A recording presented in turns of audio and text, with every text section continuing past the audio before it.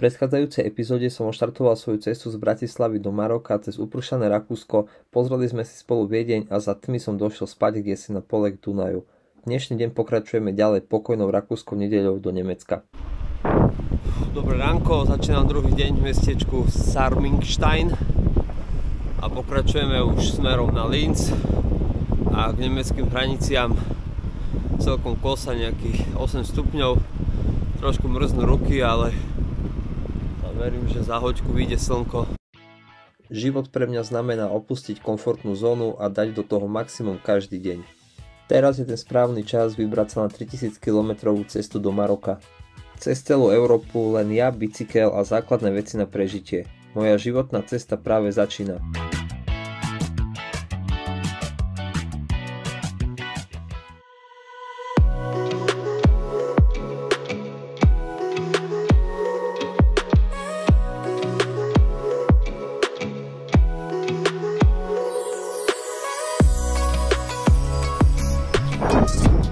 Krásne, pokojné nedeľné ráno v tejto Kellys vybavičke, za ktorú veľmi pekne ďakujem.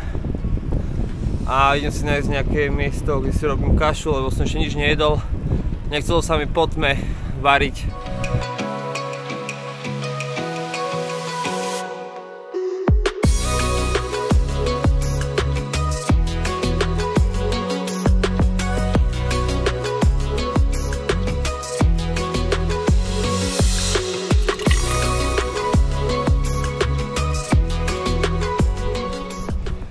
Takže 9 hodín, 50 km, to čo mám s vlasmi, 50 km ako tak podľa normy.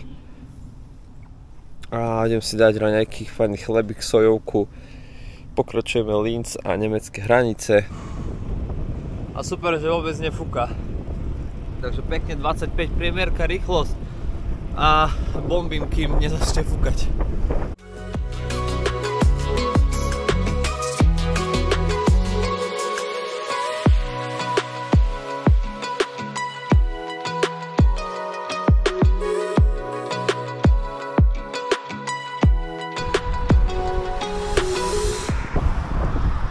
Si užijeme spolu posledný pohľad na Dunaj, ktorý ďalej pokračuje do Passau a nemeckého čierneho lesa. A my pokračujeme ale viacej západnejšie smerom na Mníchov, Bavorsko. Takže tam asi budú mať fajné pivko.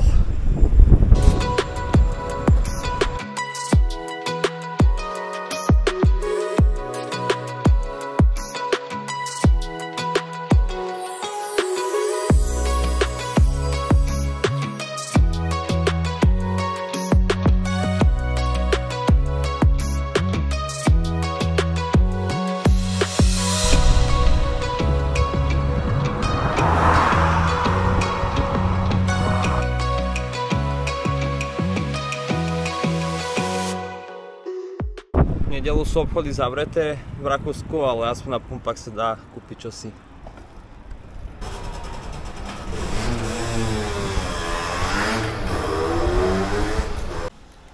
Práve som si na pumpe kúpil kavičku, nejaké ovocie, buchtičku. Na všetkých tých jet pumpách máte Billa Stop Shop. Takže tam kúpite fakt všetko, aj keď sú nedeľu zavreté obchody. A počasie je, že balada. Takže idem ďalej šľapať. Taký jemný vánoček iba, takže úplne v pohodičke. No a práve som pozeral už na skoro 300 eur na zbierke. Takže som z toho veľmi, veľmi šťastný a úplne každému úprimne ďakujem za to, že podporujete mňa, ale najmä psíkov, ktorí si sami pomôcť nevedia. Tak poďme ďalej, prispievajme a točme kilometre.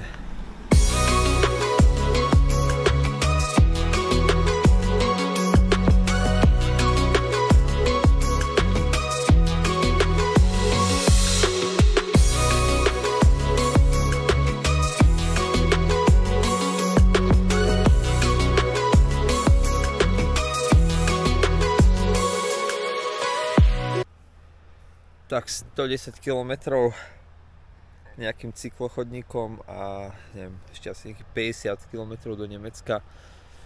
Doplnil som elektrolyty fajne, ale už mi dochádza voda, tak musím akutne núdzovo nájsť nejakú pumpu, kde si radšej kúpim jesť, lebo už 1 hodín a bez obedu sa ťažko šľape.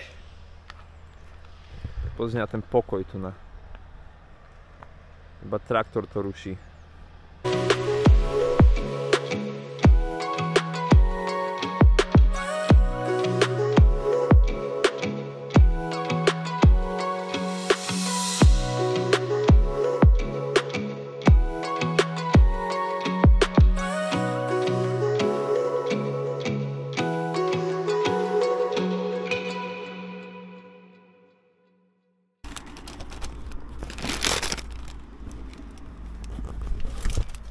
Kúpil som si národné germánske jedlo, doner kebab.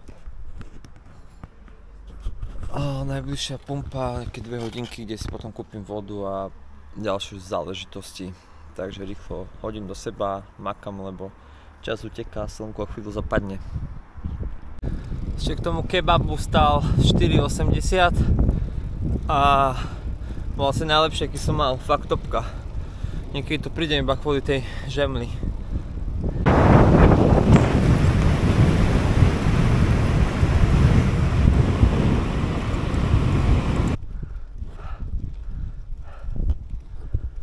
A vrchol. Super na tom septembri. Koncom septembra je to, že už fúka taký chladnejší vietor. Keď sa potíš, tak ťa prefúkne hneď.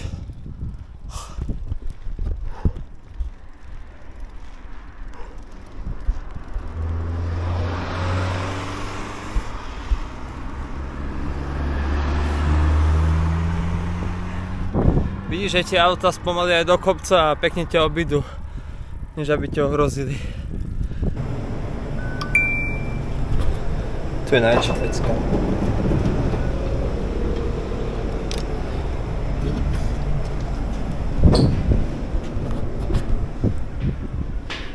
To je sranda tento obchod, kde si vôjdeš s kreditnou kartou, kúpiš si čo chceš, zaplatíš, ideš preč a nie je tam žiaden predávač. Skúste u nás také dať, jak to dopadne.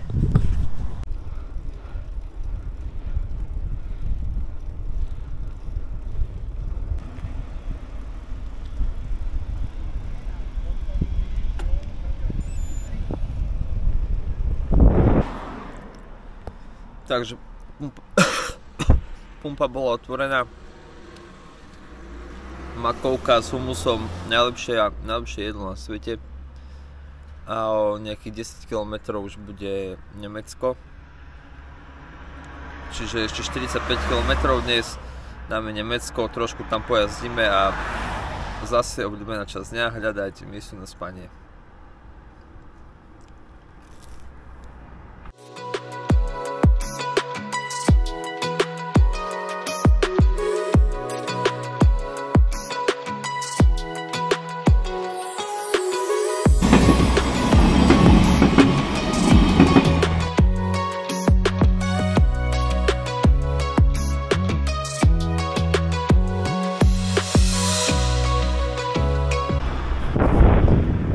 Vítajte v Nemecku. Willkommen in Deutschland.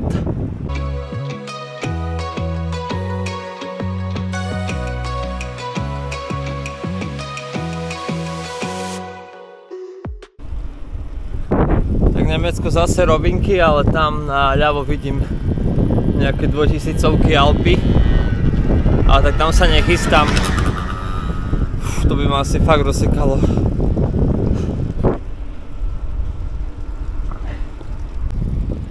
Posledných cca 5 km dnešného dňa. Slnko ešte relatívne vysoko, čiže mohli by sme to stihnúť ešte za denného svetla sa opytovať.